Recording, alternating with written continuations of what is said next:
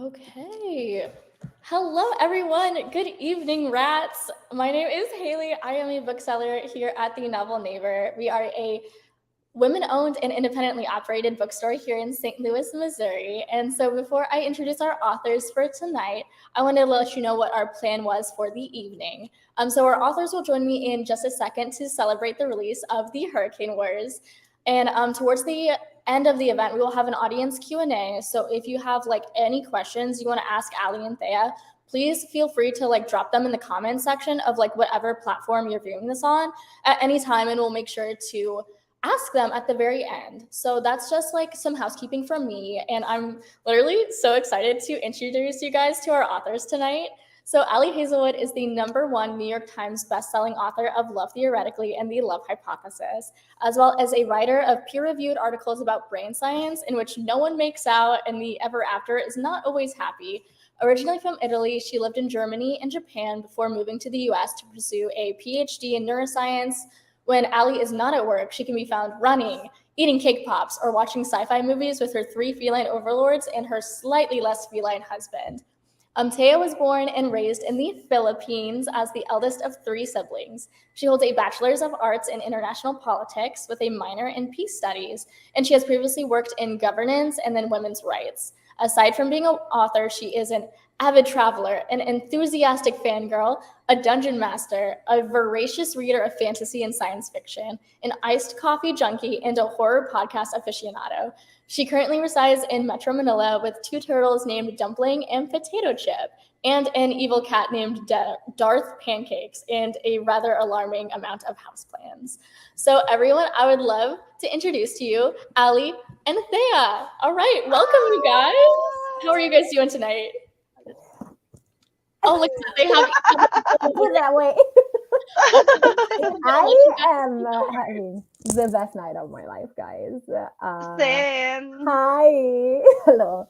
This is okay. First of all, I just want to say like a few brief words, and then I will be done.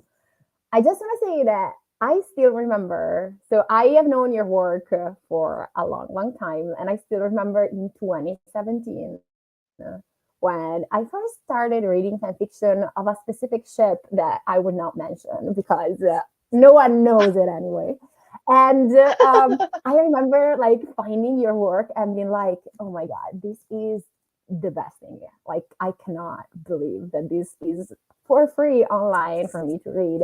And I cannot believe that this is out right now. I'm like, dying. Thank you, Ali. I remember, I think you and I first met like on Marco Polo. Do you remember that? The app where we were. I actually do. Yeah. And I The remember app like, where you can send videos to each other. yeah, and I remember being like, oh my God, she's so like nice, because for you have to understand that like, and I'm saying this to the people at home, cringe people at home. Hi rats. I'm saying this like, you guys have to understand that like she was writing the best stuff, and I thought, okay, she's gonna be like kind of obnoxious, not obnoxious, but like kind of stuck up. I thought, and she was the best person in the universe, and I was like, I cannot believe she's so lovely and she writes so well. So this is the Hurricane Wars, and okay, we're gonna talk about this book. But before talking about this book, I want to say this is not Tia's debut, actually. You might think it is, but it's not, because damn it, I forgot. I forgot to take It's somewhere it down. there. Yeah, I forgot also. I don't know where it is. But, okay, Tia actually she had a novella come out 2 months ago, I think. Was it August? August at some point in the past. What is time? In a Star Wars anthology. So that was your traditional publishing debut, and I feel like it's such a full circle thing. I know. I think it was full circle for both of us because we were both in that anthology, and I remember because you and I have the same agent. Hi, Thao, if you're listening. I remember that Thao sent us the email asking us if we were interested, and you and I were just screaming like in the email chain. I know how, but for you, like I feel like it was the first, book with your name, and I'm like, is this the most beautiful thing that has ever happened? Like it just has such a poetic. It's like poetry. Poetry. It rhymes. It Not to be too rhymes. sour Yeah. about Our favorite saying. it. And it was amazing. And now this book, which is, I feel like it will change lives. I want to say that I first read this book as a Word doc several months ago. So when I got one of the many copies that I ordered, when I got this one, and I saw this, guys, if you have not bought a hard copy, I feel like I'm gonna make you want to buy a hard copy because the inside of this book is stunning. And I Yeah, can, the map is by Virginia Allen. She did such an amazing job with it. I'm so happy. Like she was able to how help me visualize the world. how did that work? How is the process of coming up with a map? Like, did you have to like do one and then she was like, Oh my God. So this is so embarrassing, but obviously I don't know how to draw. Like writing is my only talent. I don't know how to draw. So not they to. asked me to do like to create like a draft of the map. So what I did was I went into Canva and I started sticking random vectors, random continent shaped vectors together. And then when I was looking at the whole thing, I was like, this kind of looks like a rubber duck. I'm sorry if I ruined it for anyone. There are probably some I people who see it. I see it. It's true. I see it. I love it. yeah, and we This makes actually it have the better. shape of the Philippines here. Like this is this area here. This is the Philippines. I love I it. just stuck it from Canva. This is amazing. It's impeccable. And then is that what you turned in and like Victoria Allen sort of I don't want to say fixed it because Yes, she fixed it. She fixed it. She did what she could with what she had, and what she did was amazing. well, it's stunning. I am just gonna say that you both deserve credits, and I like not just that, but I don't know if people can see, but like there are these sort of they're kind of like the insignias of Yes, different of the different factions. Aethermancers. Yes. How did that, like that is so amazing. Did you have like specific ideas? Did you draw them first? Did you just describe them? How did that work? I describe well, it was a mix. Like I sent my publisher a PDF file of like inspiration graphics. Like this is what I imagined for the Light Weavers, this is what I imagined for the Shadow Forge. And yeah, and then Virginia just took over and improved upon my idea. I am not an artist, so I'm always amazed by actual artists. I think they do such great work. Yeah, I mean, I just want to say I love this collaboration. I hope you guys collaborate for like every single one of the following books. And I also hope that you keep on collaborating with Kelly, who is the cover artist. And so I've also known her work for a while. I think Mhm. everyone who's a rat code knows her work. She's amazing. And this cover is just stunning. This cover and the UK cover actually are both amazing. And how did that work? Like how did you guys make this magic? They sent me like a draft of I think like the design, it's really credit to Kelly for both the UK and the US. I had like very minimal input, or I should say like I did send in some initial ideas, like just vague descriptions, like oh something stormy, something something purple, stuff like that.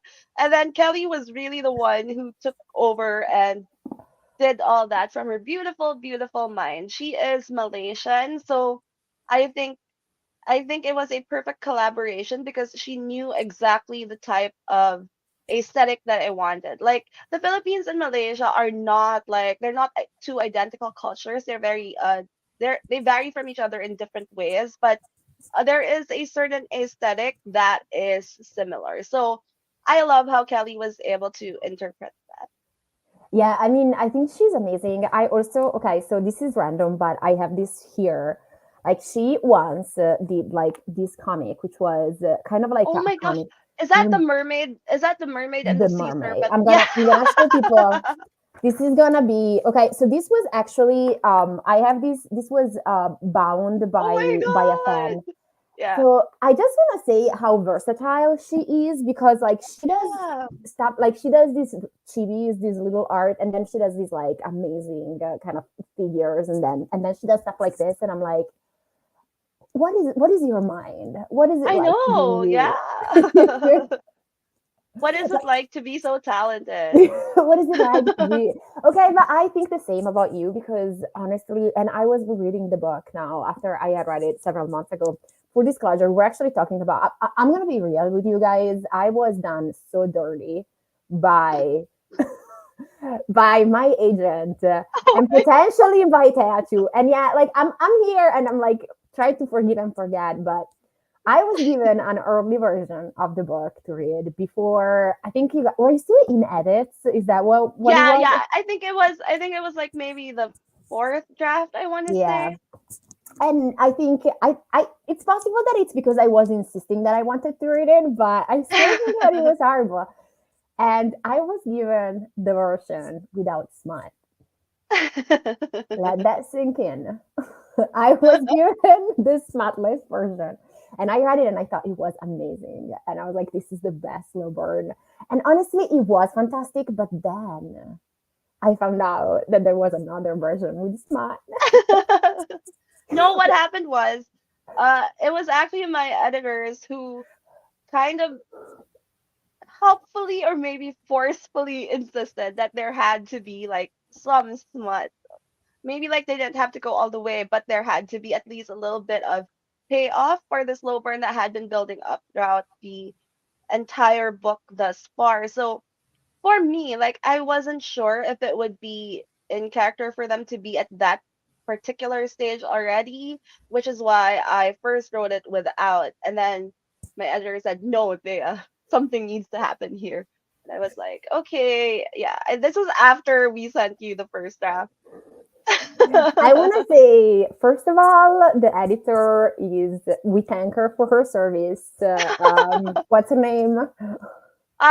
So my US editor is Julia Elliott, and my UK editor is Natasha Barden. They were both Okay, they were both very united. They both had a very united front in telling me to add spice. So I was Julie and Natasha, we thank you so much for the wedding night, because okay, so I actually, I had to read the sex scenes, right? And then I was like, I'm not just gonna read the sex scenes. Like, I'm not an animal. I am an animal, but you know, but I wanted the build up, because that's the most delicious part of this book, right? Like, you want them to work for it. You want them to like almost get there and not. And so I read the entire book, and honestly, to me, they fit perfectly, because you can really tell that they are. It's that it's that feeling of they are conflicted about it, but they want each other so much. And I just felt like the wedding night in particular, I think it's some of your best writing ever. "Oh, Um, thank you." I I just, everything about it was, it went from like very, I mean, these two are two enemies who are getting married, and it goes from like they hate each other, but they are obviously getting very interested in each other, and then like there are some funny parts, and there's some very like poignant parts, and like how was the process of writing it? I think that for me, the that was the most important thing about writing the book. Like, I went over all their interactions with a fine-tooth comb because I wanted to hit every plot, every beat, every nuance of their changing feelings for each other. So I think that was part of the reason the first draft took such a long time, because I just wanted to make sure that it was as perfect as possible, that their slow burn, they're growing closer towards each other. I wanted to make sure that it was as organic as possible and it was as realistic given their very dire situation. And it So really feels like that. Like I feel like you're so good at also making. I love villains, and I know you love villains, but you're so good at making villains feel like they are morally gray, and maybe they're not the villains. Like you're so good at that, and I think that for us, I think that, well, for me, like the thing with villains is that they embody a part of the human heart that is probably a bit darker, a bit more primal than what we allow ourselves to be in the real world, like within the constraints of society. So I think the thing that makes villains so compelling is that they allow us to get in touch with aspects of our personality that are more, perhaps, that are more primitive, but they're still just as human. So it's good to explore that in fiction. And of course, there are just, like, there are just some villains who are really hot. hard agree. Who was your first villain? I don't know. That's My a weird first question, but okay, let me think. Okay, do you know, have you read the Chronicles of Narnia?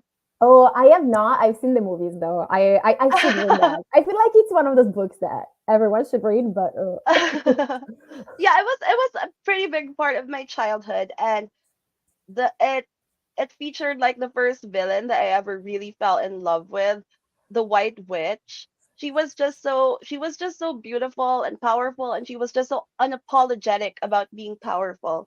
And I think that the narrative would have I think like she portrayed a kind of feminine darkness that the narrative would have us like sort of shy away from. But for me, she was just so iconic. it's so true. Like I feel like female villains don't always get room to shine and to be as complex as we want them to be.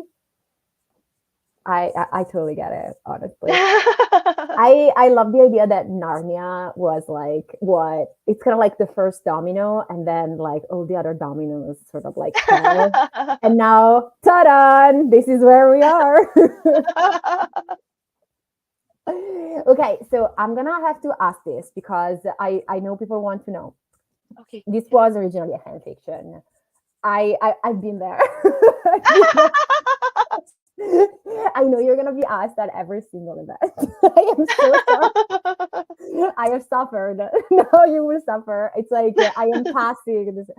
How was the process of adapting it? Like I feel like honestly, this I can barely tell personally, but like how was the process for you? Did you want to just blow up Oh, the entire AO3 or like at some I think point? that for me, we are kind of not leaning into the fanfic origin so much because True. when I adapted it into an original story, it became totally different. Yeah. Like the world building was different, the magic system was different.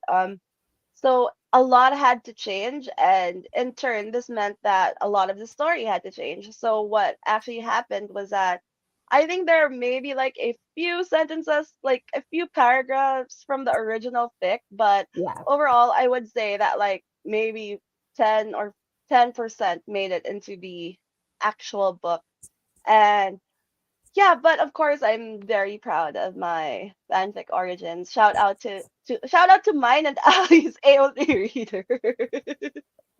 I think that so like from my perspective, like from my experience, living as someone living in the global south, here in the Philippines, we don't have literary agencies, and we only have like a very small handful of local presses. So being publish, like breaking into the international publishing industry, would never have been possible for me if I did not already have the support of the fan fiction community. So without that readership, I would probably, I don't know where I'd be now. I'd probably still be stuck at the office or something like that.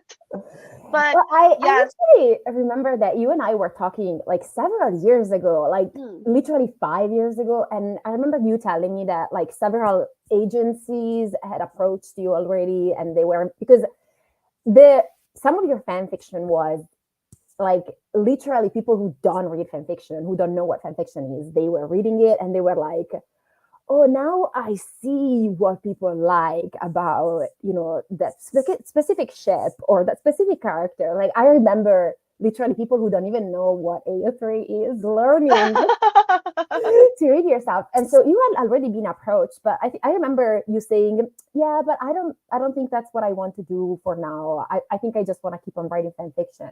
And kind of something switched. Was there Mhm. something in your life or in your head that had you been like, you know what, I think I'm gonna do this. I think I'm gonna write something original.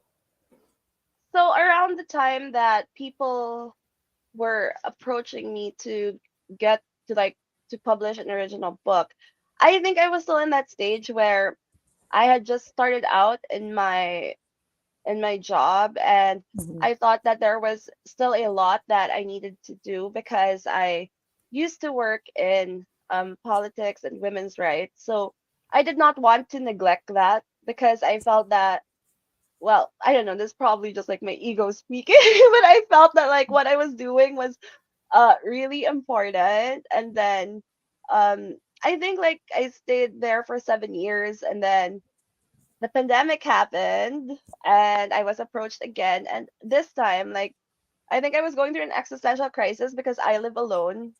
Well, I have pancakes, but Pancakes and my boyfriend potato chip. Like dumpling. never put No, that potato in. chip. Yeah, potato chip. Okay, wrong boyfriend. Yeah, so I was living alone, and then the Philippines had one of the world's longest lockdowns and it went on for several months.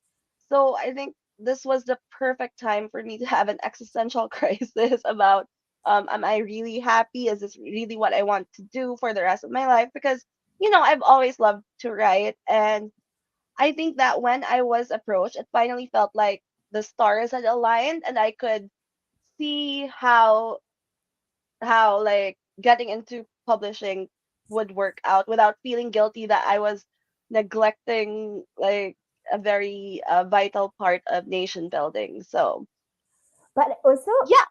I have to say that, and like, I don't know precisely what your job was, but like, I am not surprised that you know a lot about politics because I can see it. I feel like I can see it. You build such complex words with like such really intricate and like true to life relationships between different countries, and also within, like, I don't know, there is a court, and within the court like people have very different roles, and you're so good at like keeping track of these very large cast of characters and giving everyone like a specific voice.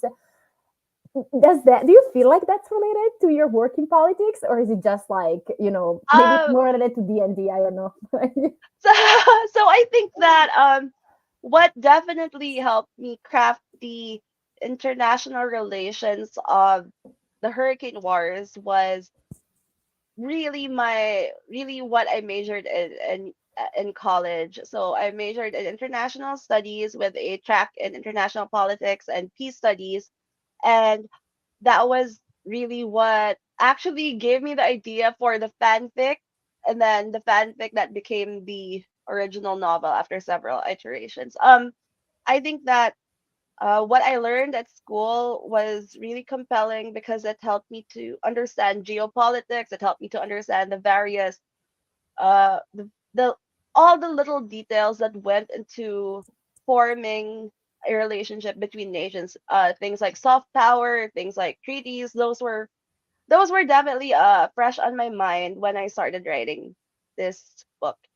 And but I do think that the job that I found myself in after graduating, was also very crucial in helping me form the bare bones of this plot, because I used to go around the country conducting seminars and workshops that uh, encouraged Filipino women to participate in the political process. So my coworkers and I, we would go around like to like even the very remote areas, and we would teach women how to fill out the ballots, how to file certificates of candidacy so that they could run for office, because we really need more marginalized voices at the table. And this got me thinking about envisioning a world where there were no barriers, there were no obstacles to women being leaders, and thus the Hurricane Wars was born. And honestly, like okay, so I mean, I guess this is not a spoiler, but Taliesin is, a long lost princess. Basically, she has a I don't know how to pronounce the name of her title, but like anyway. It's okay. No, I I think the trick with the names in the not only in the book but with Filipino names in general is that everything is usually always pronounced the way it's spelled. okay, okay, So like you just so if you're not sure how to pronounce something, you just have to sound it out. Like a lot of people, I've noticed that a lot of people have a hard time with my last name, but it's basically you just sound it out like how it's spelled, like Guanzon, like that. Guanzon. Yeah, it's the same for. I think it applies. It's a rule that applies to maybe all Tagalog language. Okay, okay. It's I because I was worried. I was like, I want to bring up characters, but am I gonna say it right? It's here. Honestly, the fantasy names meet my like non-native speaker thing, where I'm like, what's happening? Okay, but like she is okay. I'm like Taliesin is a long lost princess, and the society that she's going to be part of is a matriarchal society. So Yes. it's actually it really makes for some really really fun scenes because I like her enemy slash husband slash love interest slash Her big like boy. other Her half big exactly. boy. He is does not come from a matriarchal society, so there are these Yeah. scenes in which you can really tell that she's like, well, I am gonna be in charge, and he's like, well, I am gonna be in charge. Like literally at their wedding, they are dancing, and she thinks that she has to lead, and he's like, no, I have to. Lead. I'm just imagining that scene where they're like holding each other and like pulling each other across the dance floor. I was dying. Honestly, I was like, this is the best thing I've ever read. And it is like actually something that would happen when you have like a matriarchal society and like a non-matriarchal society, which I guess is, most societies. And, just the assumptions are so different. Was there like an inspiration for that? Aside from, one, like kind of like, putting in writing what we wish society would be. Was there like an inspiration? um I think in like crafting strong women leaders, I drew a lot of inspiration from my country's history. And for example, the name of the Neneverine queen is Urduha. The name is taken from like a legendary uh woman leader in Philippine history. Well, Philippine mythology, I would say, because it's not 100% confirmed that she actually existed, but Mhm. I like to believe that she did. So with Orduha, Tonight she existed. yeah. So one of her, I think probably her most well-known legend is that uh, she said that she would not marry any man except for the one who defeats her in a duel.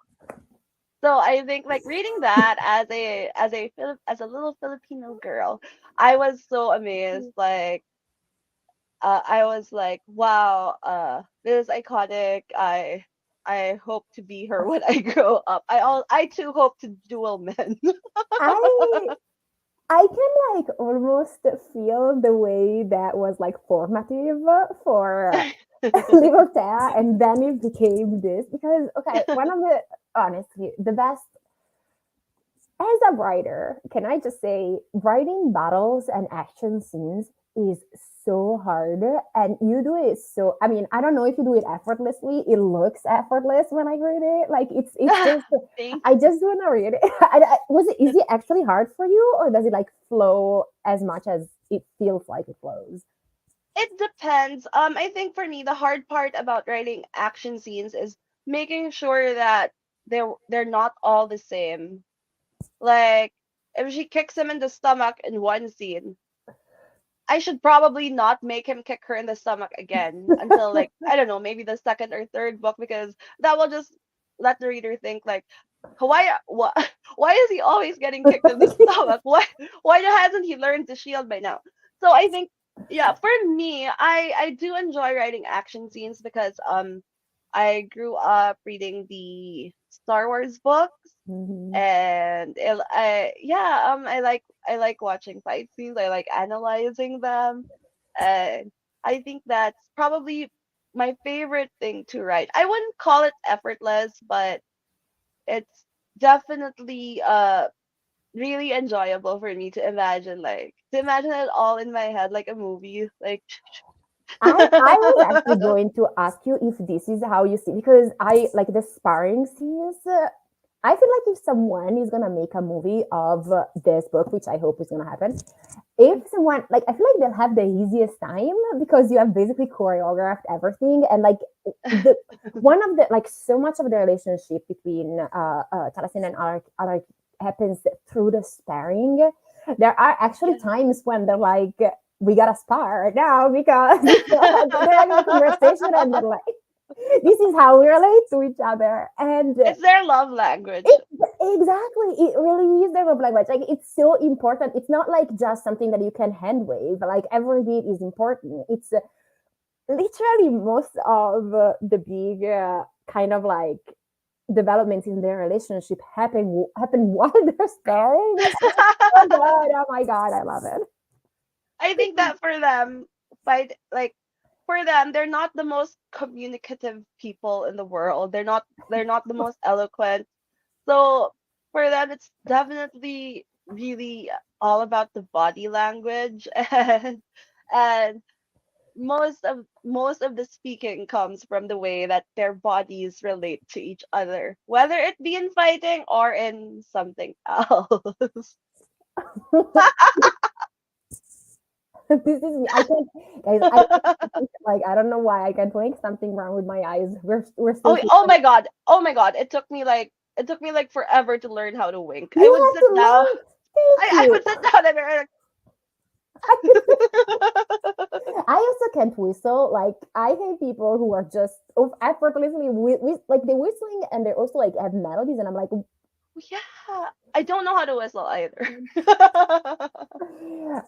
okay, but I want to say, okay, so I want to ask you if you have a favorite character to write because I have a favorite character, and I guess a favorite secondary character because of course, like Talasin and Alec are gonna be everyone's favorite. But there was like a favorite secondary character that I was like, I love them so much, and Who was it? I think I well, okay, I'm gonna tell you, it's I don't even know Samrain. Am I pronouncing it right? Sam Brave, yes. So I kind of suspected that because okay, like I don't know. I think you and some other authors have been telling me that there will always be that one secondary character whom the readers will inexplicably like stan, maybe He's sometimes just even more than the male lead character. And I didn't believe it, but so I was writing Sevrim's part. It was originally just like maybe two very small scenes. And then oh, Natasha and Julia, my editors, in their first round of notes, they said, we need more oh scenes with yeah. the hot best friend. Yes. I was like, Oh, okay, yeah, I okay. can For do context for the people, he is Alaric's best friend. best. Well, Alaric's best friend against Alaric's will. Exactly. And like there is this scene talking about how incredibly uncommunicative these people are because they really are. There is this scene in which basically he's like, just be nice to her.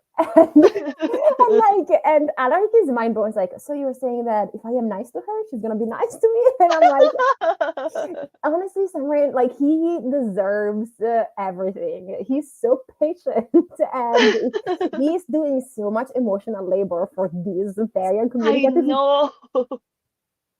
I think yeah, he was my favorite secondary character to write because aside from providing like much needed perspective for Alaric, he was also a comic foil sort of like he provided moments of levity that I do think the narrative really needed Oh because yeah, it was otherwise it would have been like very very serious and yeah, stuff because Taliesin and Alaric are not like they're not funny people. They're just mad all the time. exactly. They are not funny people, but it's funny to read the way they snark at each other. Because this Hey. is one of those Darcy and Lizzie 10% flirting, 90% roasting type of relationship where literally they are roasting each other all the time. And I'm like, I love it. Thank Was you. it like when you do you crack yourself up when you're writing Oh my it? god. I have not yet experienced that, but whenever I do think of something that I feel would be funny, I do say, "Oh, thank God, Thea, you have a sense of humor after all." No, because my humor is usually it's very like cheesy in real life. It's more like it's more pun based stuff like that. So I think that there's another side to my humor that comes out when I'm writing, and I'm grateful for that. I'm grateful to be a multifaceted clown. I I think that I feel like Alaric should surprise Talasmin with a pun in one of the future Oh books. my god. Like I think he should be like make a dad joke, and she would be like, She would kill him. she would murder him literally. Like She it would would conjure be her knife. exactly. She'd be like, I she'd be like, I'm sad. I'm sad. And Alaric would be like, Hi, I I'm sad. said Hi, sad. I'm a hi I'm a Valerie. sad. Can you And she would imagine? conjure a knife and just stab him in the heart. That's the end of the book. Like that's the end of the trilogy. Like it's done. Exactly. That's how he died. She's like, you know what? I looked past a lot of stuff that you've done, but this is where I am drawing a line here. And then my ending note would be Ali Hazelwood is to blame for She the made me end. do it. She Okay, forced me. but I have to ask. Don't hate me because I hate it when people ask me like, "Where are you at with Okay. writing the future books?" And I'm like, "Shut up, shut up, I'm late." But how is the? You've written the second one already, right? Or are you writing the second Oh one? no, no, I have You're not right. yet writ I have not yet finished writing the second one. I mean, I don't know if it was the same for you when you were writing Love on the Brain, but for me, I'm definitely feeling the sophomore slump. Like, yeah, like I do get what other authors have been saying when they told me that the second book is the hardest to write because you're juggling all the publication stuff for the first book while writing the second, and you're doing that for the very first time. So yeah, yeah, it's so yeah. was that the same for you also with I yeah no uh, I mean I think I still am in my sophomore slump. It has extended to like my third and fourth. But yeah, it's they tell me it gets better as you go ahead with more okay, books, and I hope so. I am decided to believe that they are correct, and that and that it will get better. But like it's I feel like the book ends on such a compelling note where well, no spoilers, No but it's spoilers. not like a dramatic cliffhanger, but like you want to know what happens to these two people, and you know they're not going to be able to talk to each other for a while because and you Yeah. also know that like well I imagine that the second part of the book is going to be more in like another territory because that's kind of what's going to happen. And I don't know about it, but like in the Yeah, Citadel. I think in the second part of the book we will definitely be seeing more of the continent because that's where the that's where a lot of the first of the action of the first part of book 2 takes place. So, yeah. I am very excited. Do we have okay? No, I'm like, do we have a release date? And then I'm like, it's the um literal type of questions that when people ask me, I'm like, I can't wait to read this book. we are aiming for like maybe October 2024 for book 2, but that depends on if I can break through this slump. I mean, like, the draft, it's going somewhere. It's not going well, but it's going somewhere. So, yeah, hopefully I can finish it sometime within the next century. I That's exactly what I tell myself and my editor.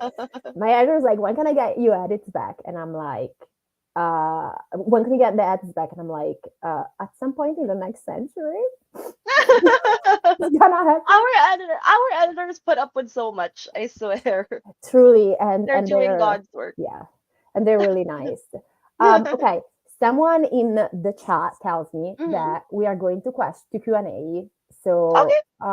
is it am I supposed to be seeing the questions? No, Haley is here. Hi, hello. Hi, Haley. That is my call. So you guys cannot see all of these comments. So I will go ahead. So if you guys have any questions, feel free to ask them now, and then I'll start going down the list. So like whatever you're on, I see some people are on YouTube, some people are on Facebook. Feel free to just like comment your questions. I saw a few earlier. Okay, here's one. Taylor asks, can you give us, it just like jumped. Okay, Taylor asks, can you give us Taylor Swift songs that encapsulate the feelings of this book? Please and thank Oh my God, we could be here all day. Okay, first of all, the first song that comes to mind is The Great War, of course. Oh my God, yes. And then also Electric Touch. Those are probably the top two. Yeah. I love that. That song is so good. I cannot get over how like the great like it's yes. I mean it's such a good song. Yes. I I'm know it's sorry. amazing. Yeah. I think when she came out with that, I can't remember the exact timeline, but I was already almost done with book one stuff. So I was thinking like this came at such the perfect time because now I'm really, really inspired.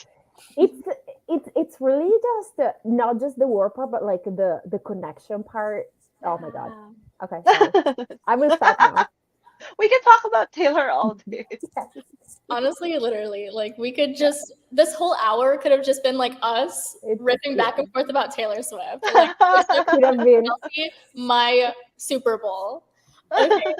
So someone else asks, have you heard I heard you were having a UK book signing tour. Is there any US signing tour in the works? Is there any US Any tour? US signing tours? Oh my gosh, I really hope so. I was in the US a few years ago. I was in Seattle and in San Francisco. I really enjoyed it. And so yeah, I'm hoping that Harper Voyager can coordinate that. So yeah, I'm not saying they have to, but I am yeah. saying they have to. I am saying they have You to. have to be here now. Let's step up our game, Harper Voyager. All right. Kira asks, do you have a color scheme in mind for book 2? Oh. Oh, that Yeah, Kira is smart. It's such a good question. I want to know. I was actually thinking some like maybe I'm not sure if okay, like I want to keep one element from the book one cover. So I'm trying to decide whether I want to keep like the purple and combine it with another color, or if I want to keep the gold and combine it with another color, or like do something else altogether. I was actually thinking that red and silver would probably be nice, like in Kelly's style, but I guess we'll see. We shall see. We shall see. Okay, someone else asks, they are on chapter 18 in the Hurricane Wars. With both your processes of adaptations, was there anything in the plot of your fix that you absolutely had to keep in your published works? Well, I think like maybe the alliance was definitely what I had to keep because it was the main thing. And then as we go on with the next two books, more of the political intrigue from the original version is definitely going to rear its head. But yeah, I think like there's some aspects that really made it the story, and so I could not do without those. I'm so excited about the political intrigue in I'm truly I cannot wait. It's Like the political intrigue in the Hurricane Wars is just honestly unmatched. I'm like so excited for you to like keep going with it. but can I say I also love that like it's very there is a specific scene at court where there is like a duel ends up happening at court. I'm not gonna spoil how it happens. And I was like, this is the best thing. Like I was gasping. I was like, this is the best thing I have ever heard. So like it's just everything is connected and things happen and you can see where they're going and sorry, I love me a duel, you guys. Okay, L Pond asks, Thea, what has been the most exciting part of your publishing journey so far? The most exciting part, well, it's all been very exciting. I haven't slept since 2021. I mean, I think one thing that I have really loved is so the book is full of like Filipino culture, it's full of Southeast Asian Easter eggs and references. I have really loved Filipino readers and readers of Filipino heritage who live somewhere else messaging me to say that, oh my god, is this taho, is this a tarsier, things like that. So it was really nice to be able to connect with people who have a common heritage with me and that way, and like their excitement has been very infectious. And so yeah, so I'm glad that they are feeling seen, and they're also making me feel seen because they're making me believe that I did the right thing in making it in rooting the hurricane wars in my culture and my traditions. Yeah, that must be like so special. Okay, Antonia Sigmund says, does the novel neighbor still have signed book plates? Oh my god, Bestie, we do. We still have signed book plates. I was gonna wait until the end.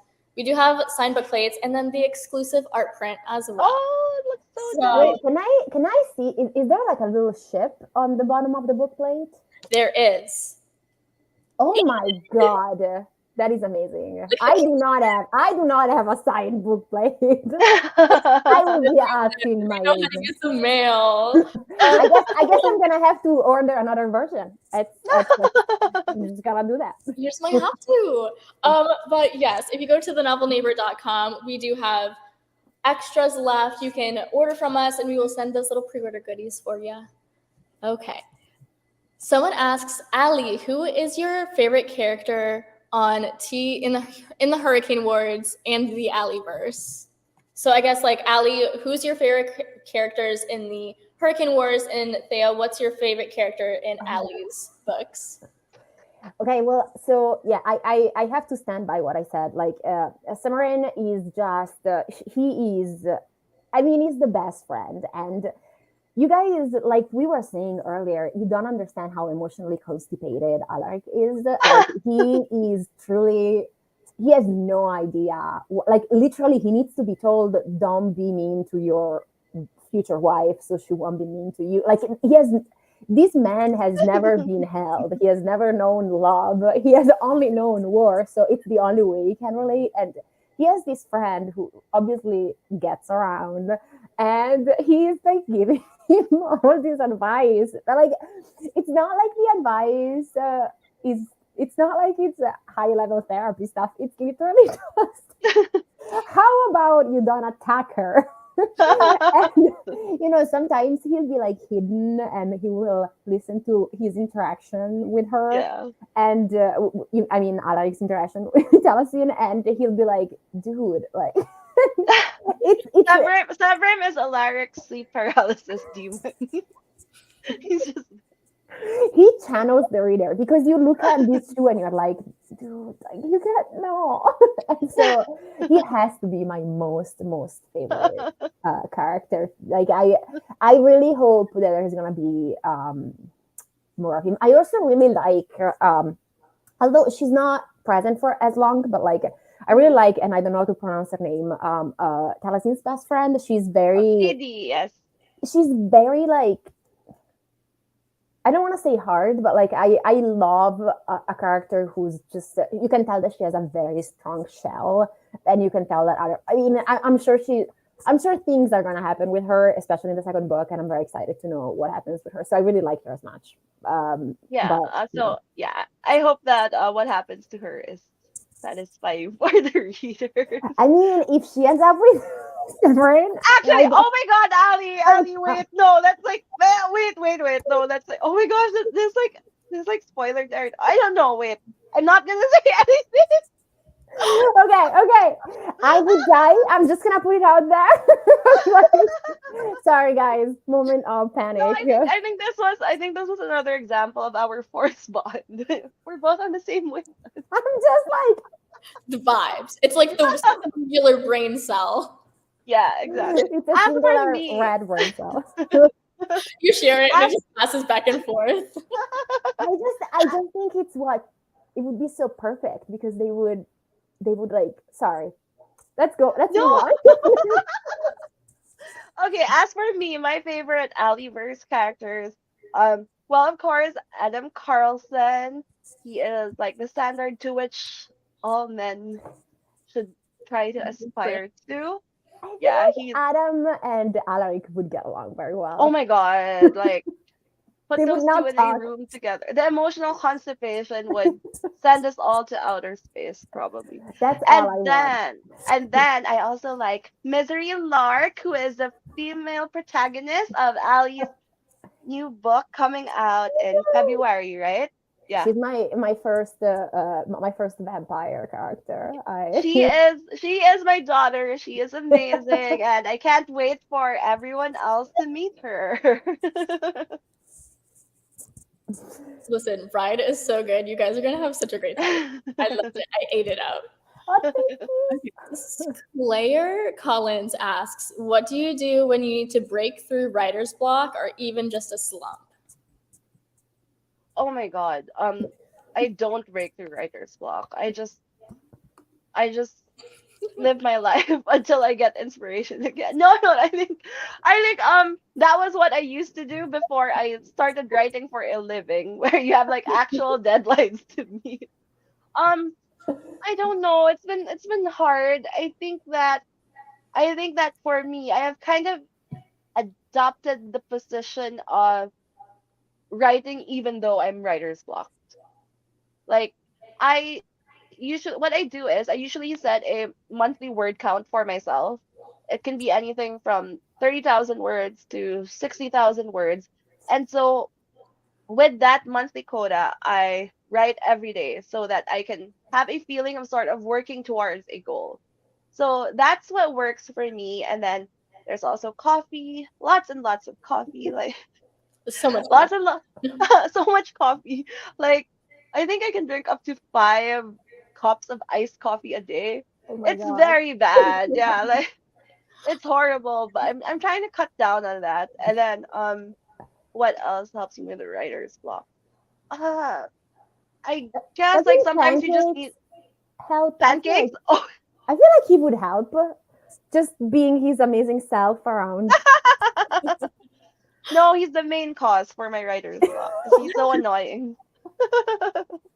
I think Wow. that I think it's just a matter of sometimes it's a matter of like stepping back and just like getting some space away from your story so that you can sort of reconfigure it in your head. The last time I did that, I was writer's block like in my house.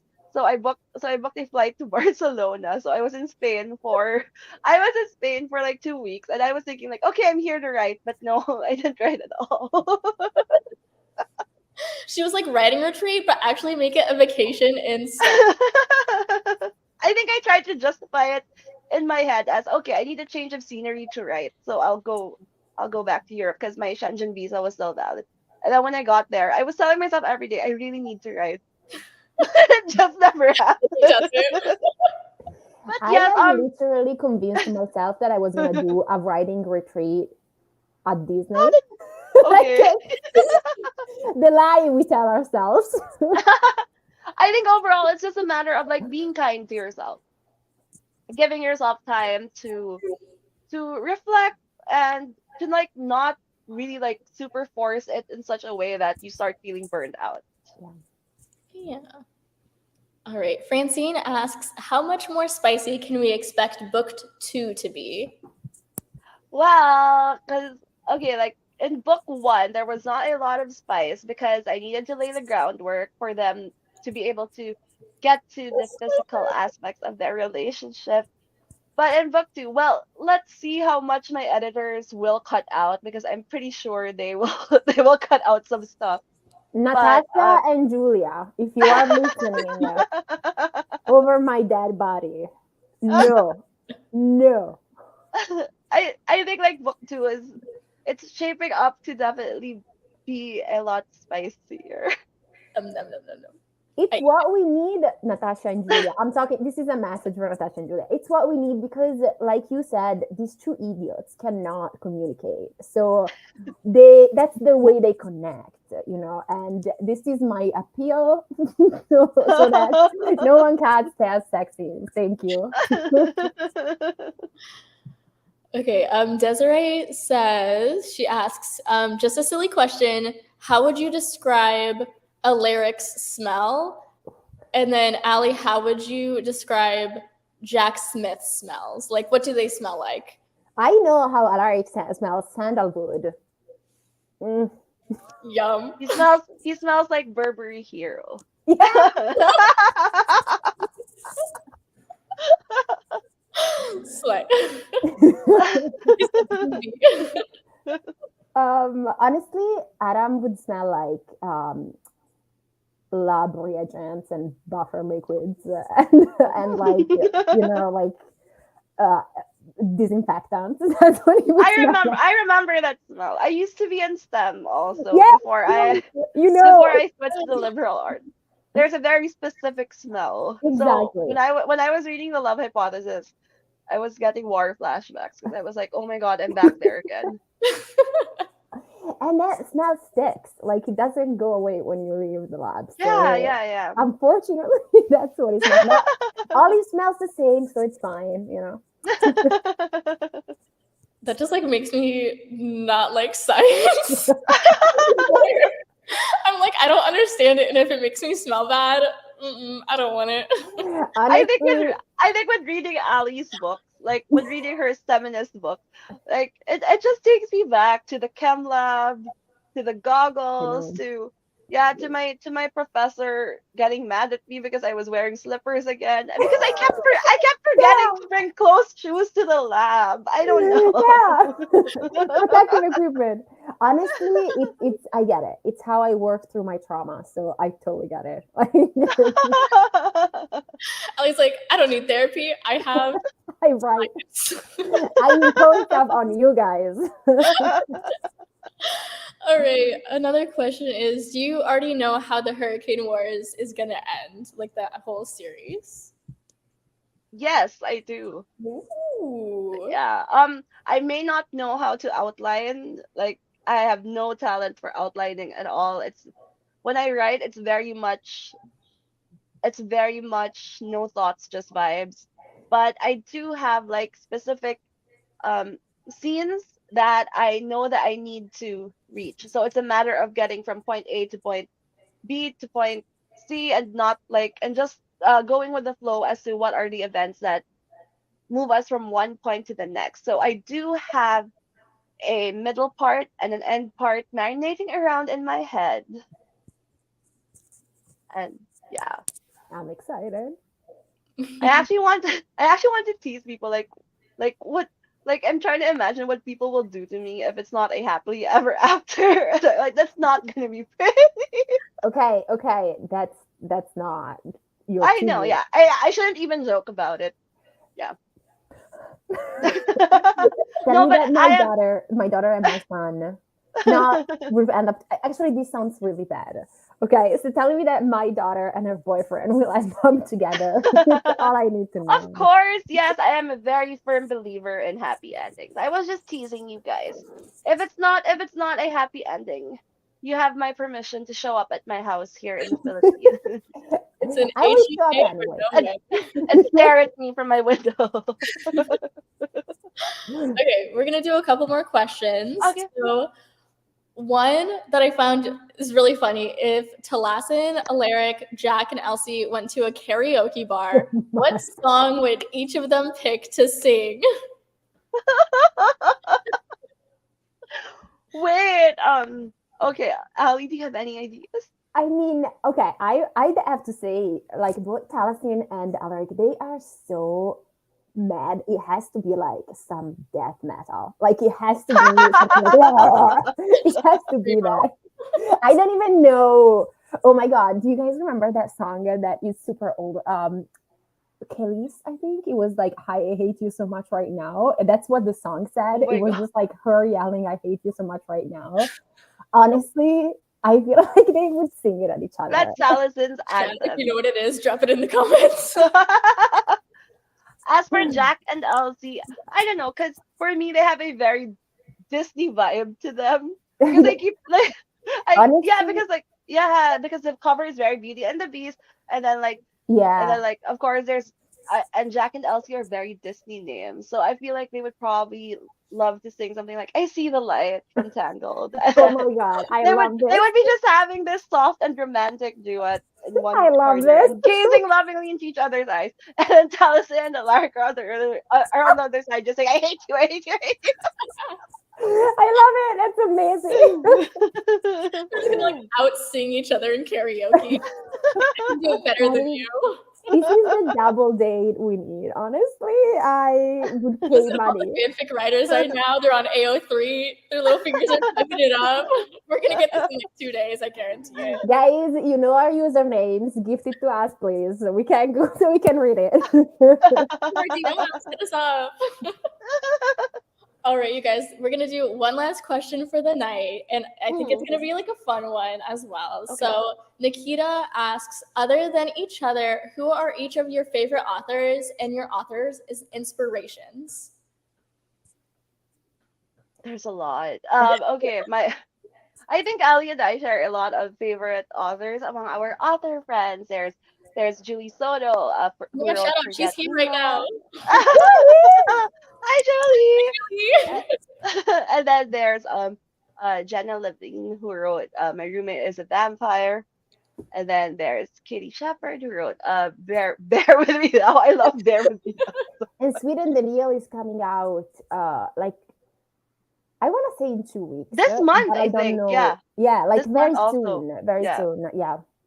Yeah, Shep is such an amazing writer. She really gets to the heart of her characters. And Really, yeah. Bear With Me Now was perfect for me because I was really obsessed with Fat Bear Week. Like that is my I shark lo- week. yeah. Same. And then who else? I Did think it just for happen again? Fat Bear Week? Wasn't it like recently that it happened again or something? I think saw it's that. happening again soon. We shall see because it's when the bears store up fat for their hibernation in the winter. So everyone, so there's a contest. So Katmai National Park holds a contest among their patrons for which bear becomes the fattest bear. I love it so I much. love It's it. my reason to live. And then I guess in terms of other literary inspiration, I really like, of course, Neil Gaiman. I think he is my foremost fantasy author. And then there's Sir Terry Pratchett, may he rest in peace. And then there's Amy Tan, Margaret Atwood, Ursula K. Le Guin. So like all the classics. All the classics. So I'm gonna be real. Like I only read romance. And okay, so I think I mean Sherry Thomas is like a forever favorite. She wrote the Lady Sherlock series that I highly recommend.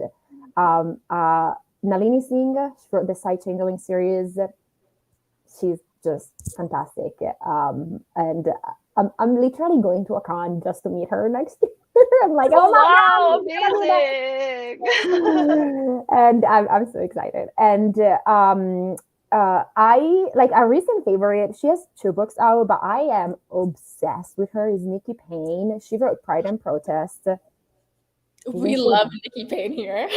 So I don't know if you've read the arc of her newest Sex, Lies, and Sensibilities. It's so good. I just cannot talk. I don't know. There is something about what she writes that just is perfect for me.